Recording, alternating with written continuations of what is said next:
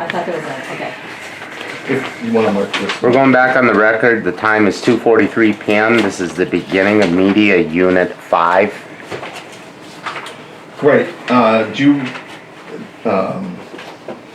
seen this record before? This document before? I don't recall if I've seen this or not. Okay. Are you able to identify this document based on your business experience at Milwaukee Public Schools? Yes, this looks like a communication from the ERAD area regarding their conclusions related to the concerns you brought to their attention. Okay, and what is the conclusion, if any? Let's see here.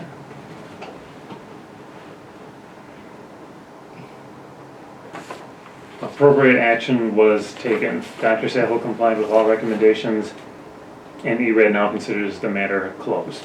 Okay, what does that mean to you?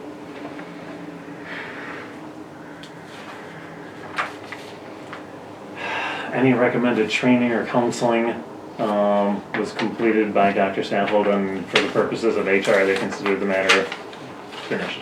Okay. And I'm going to now hand you, I think, an earlier document, which we did not mark. And I guess that's going to be 9 here. 8? No, we're going out of order. Oh, so. okay. Which one is 9? This one over here, please. Thank you. Thank you. And have you seen this document before? I don't recall if I've seen this one either. Okay, based on your knowledge and experience as an MPS investigator, do you know what this document is? Yes, so this looks like the communication that ERAD would send. Take a moment to look it over, okay? Don't be rushed to answer.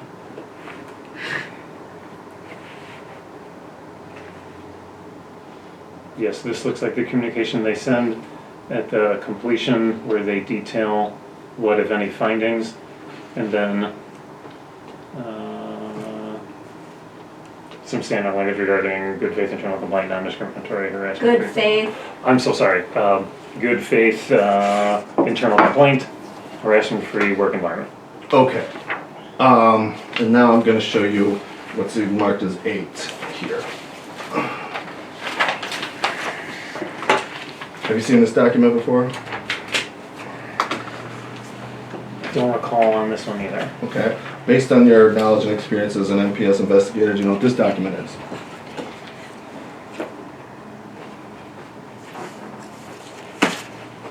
This is a document that is produced as part of the grievance process, and I believe summarizes the conclusion of their findings in the grievance process.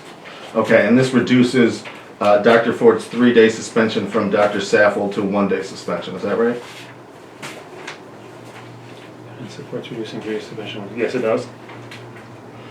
Okay. Now, there is a section 3 in there that says, what is the basis for your decision? Do you see that? Yes. Okay, and what is this section signify based on your knowledge and understanding? And what I want to be more clear, not specifically what it's signifying here, but I want to know what's the role of this section, if you know.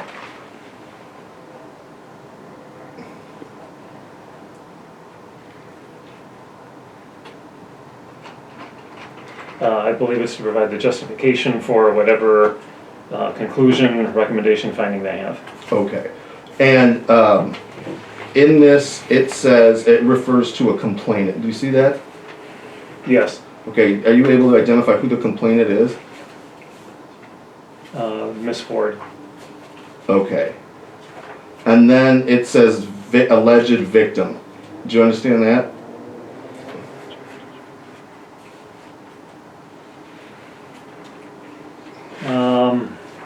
That's not clear to me. Where's that at? Line 3. Section 3. Line 3, section 3, Oh, yeah. section 3, okay. Okay, because what I read is it says the alleged victim's recollection of the events at issue over a 3-month time period was more credible than complainant's response. Did I read that right? Yes. Okay, but does, that seems to not make sense because it seems to say that Angela Ford as the complainant is less credible than the alleged victim. Did I read that right? That's mine. Objection. You didn't read anything. You testified and asked him a question based off what you just said, not something that you actually read from the document. So I join argumentative. Okay, so we can read that again. It says the alleged victim's recollection of the events at issue over a 3-month period was more credible than the complainant's response. Do you see that? Yes. Okay, does that make sense to you here? I do not understand what that means. Okay. And then it goes on to say, however, because I noted an inconsistency in the reported dates that one of the incidents took place, the evidence supports reducing the 3-day suspension to a 1-day suspension. Did I read that right? Yes. Okay. So if I take that right as saying that there was an inconsistency in what Saffold reported as the date that the alleged infraction by Dr. Saffold or Dr. Ford took place? Who took the foundation? Join. That's my interpretation. Okay. And part of why I'm asking you this here is, after this point at 10/4/2021, did you take any steps to follow up to determine whether or not Dr. Ford had been retaliated against by anybody in Milwaukee Public Schools? With the exception of the follow-up to HR, there wasn't any other step that was taken. Okay. And why not? Again, it seemed like this was HR's concern to own and complete. Okay. And at this point, did you offer Dr. Ford any assistance with the HR process? With the exception of making inquiries, that would be the extent of it. Okay.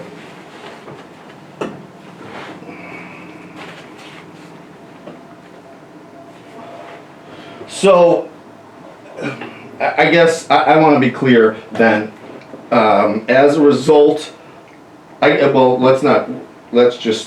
we'll leave cause and effect for later. But it's fair to say that Dr. Ford made a discrimination complaint against Dr. Saffold, correct? Yes. Okay. It's also fair to say that Dr. Saffold received no formal discipline, right? It would appear that way. Okay. And we can say that partially because a letter to counseling is not considered formal discipline by the district, right? I don't consider it formal discipline. Okay. So, and that's also based on your knowledge and understanding of the Dr. Holliday refusing to do the training, right? Those are similar. Right, but that also affects your knowledge, right? Yes. Okay. So, but it's also fair to say that after Angela Ford filed a complaint or came to your office, that she was disciplined, isn't it? True? Yes. Okay. And it's also true that at this point, Dr. Saffold is aware that Angela Ford had made a complaint against her, correct? Check the foundation. I believe so. Okay. And how do you know that?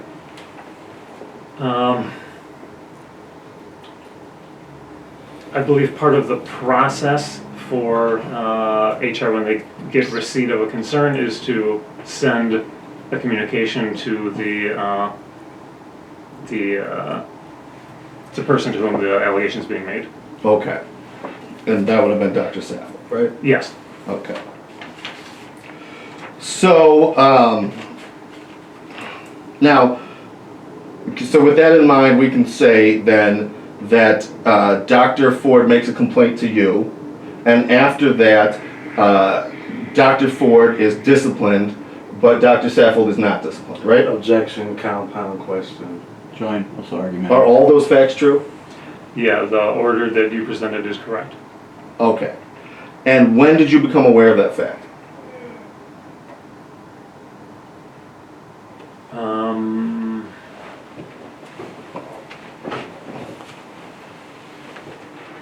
No later than March of 22, I think was the date. And I just want to, when you mean no later, that means at least that date? Yeah. Okay. So from March of '22 to today, what steps have you taken to remedy well, let me put it like this. Do you understand that to be retaliation against Dr. Ford or something else? Check the form questions, broad and vague. Also argumentative, lacks foundation. This would appear to be, in my estimation, retaliation. Okay. And again, part of your job is to investigate retaliation on behalf of the district, right? Yes. Okay. So again, since you have, since March 22nd of March of 22, let's Yes. put it like that, you had the belief that Dr. Ford was retaliated against by Dr. Saffold, correct? Correct. Okay. What steps have you taken to inform, let's say, Dr. Keith Posley of that fact?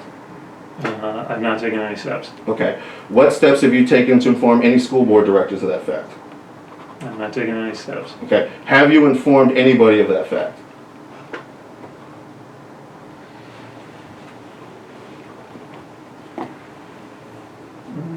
I don't believe so. Okay, and I assume this is redundant here, but we're clear that you also haven't informed Dr. Ford of that fact, right? That is correct. Okay. Why not?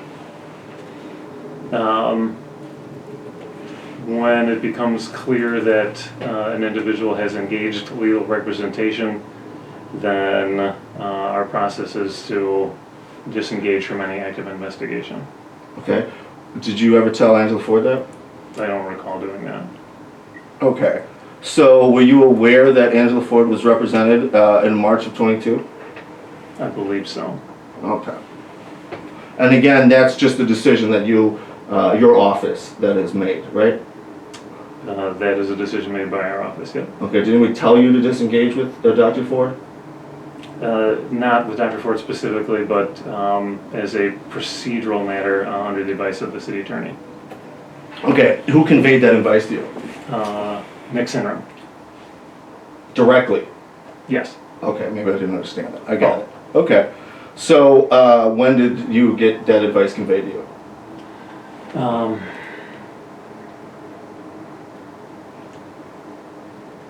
I believe this was in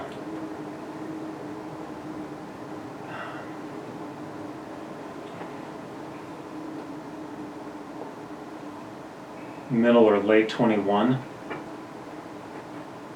Okay. I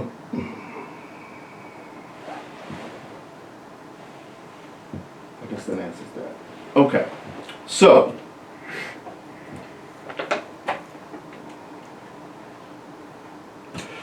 did you ever disengage with Dr. Keither based on that advice?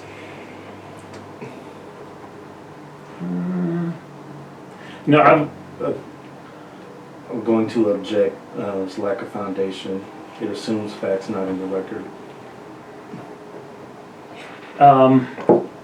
no, we executed our process to its completion, which was to notify the board. Okay. Did you ever disengage with Dr. Garcia Hoven based on that advice? I don't know that we ever.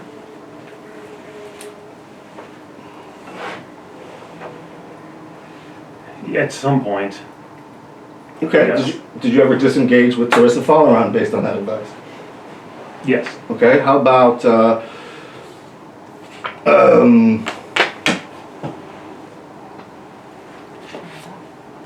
yeah, we can go Rashonda.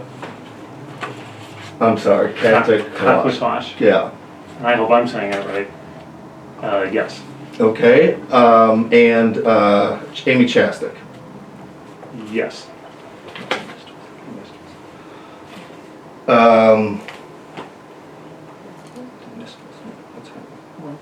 That's what. Did you ever disengage from Julie Winkleman at any time based on that advice?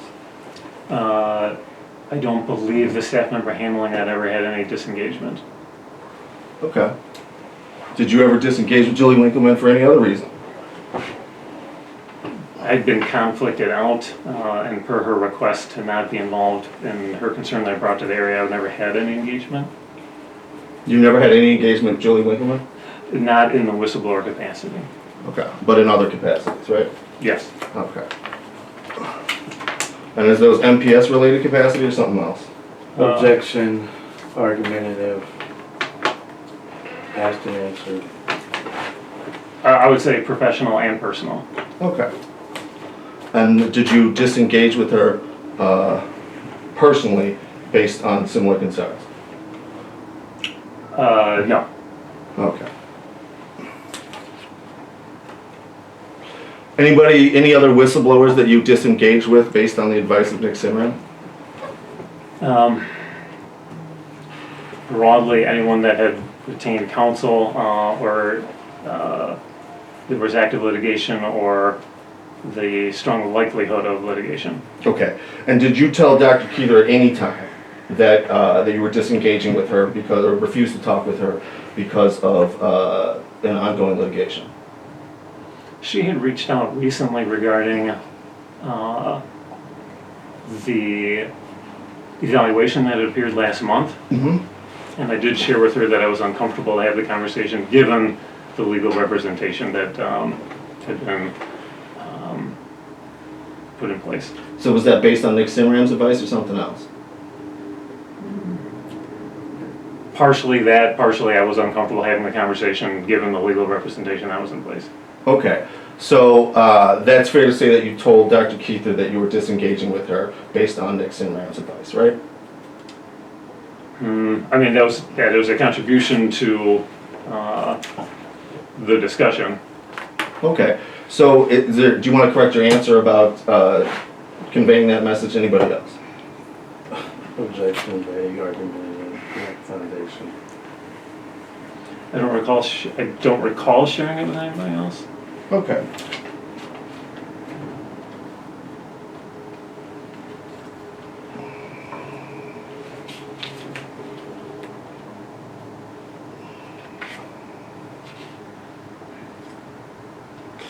Have you ever personally witnessed any misconduct by Dr. Posley that you have not reported to the board?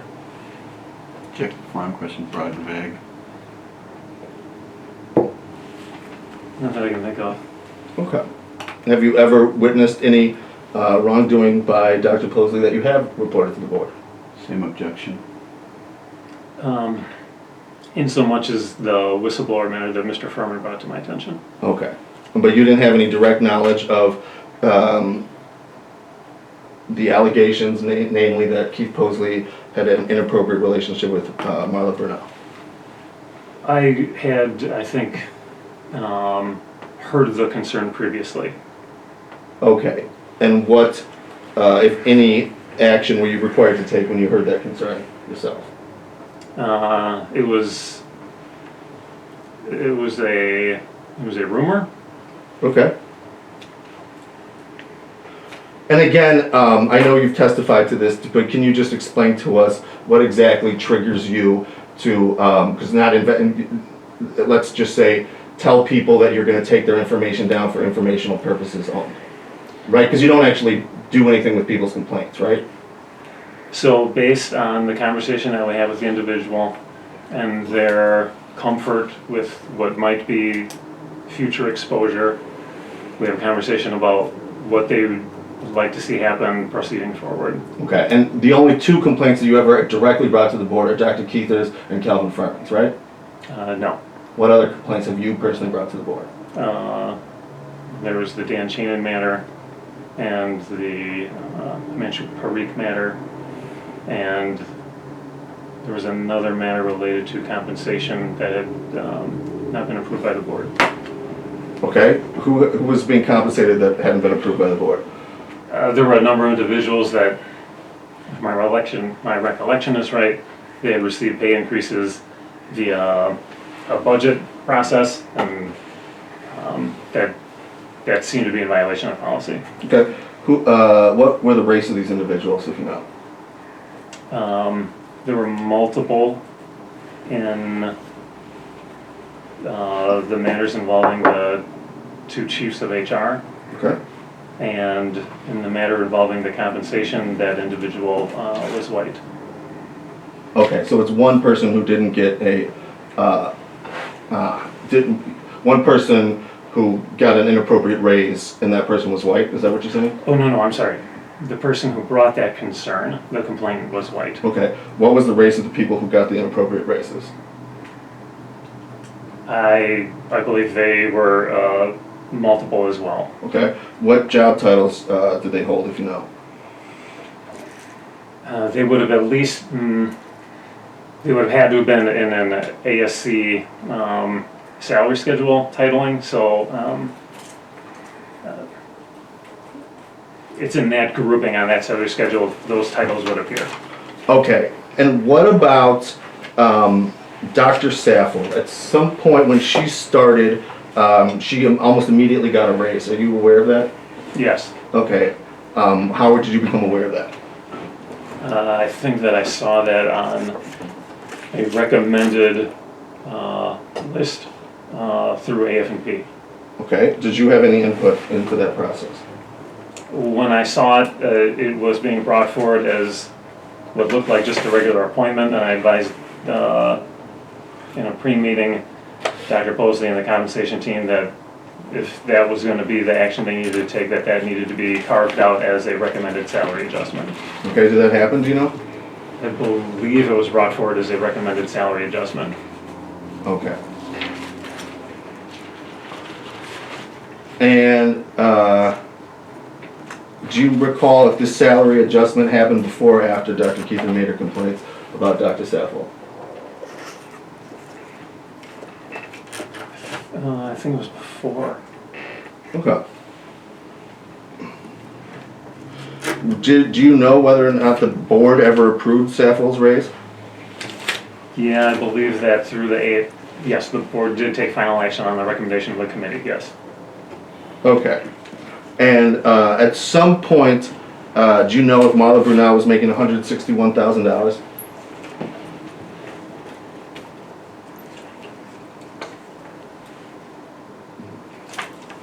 Yeah, or if not 161, definitely in excess of 150, that I can say. Great. Are you aware of any time when her salary was cut? I believe at the time that she was demoted into the remote work director.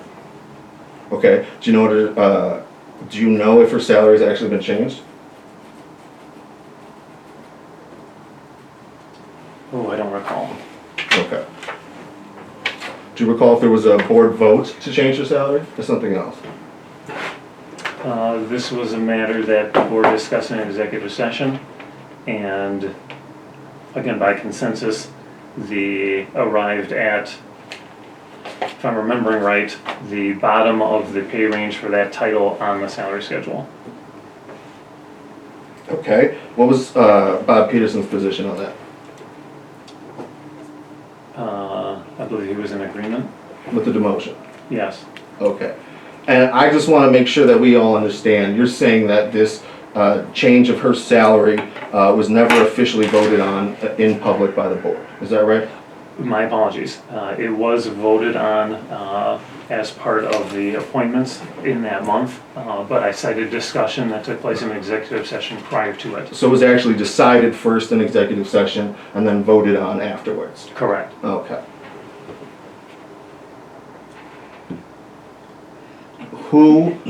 What directors were present during that consensus for Marla Brunel's salary?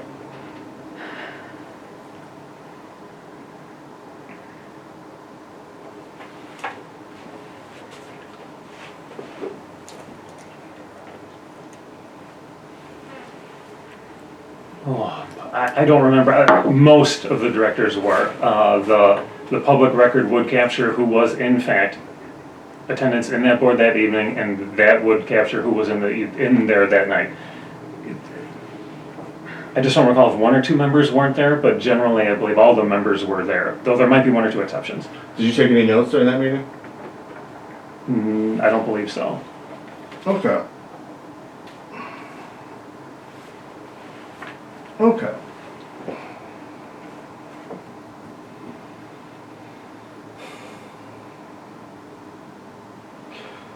Let's go off the record here. We may be done. I'll consult with Dr. Ford and we'll see where we're at, okay? All right. Stand by. Stand by, we're going off the record. The time is 3:08 PM. This is the end of media unit 5.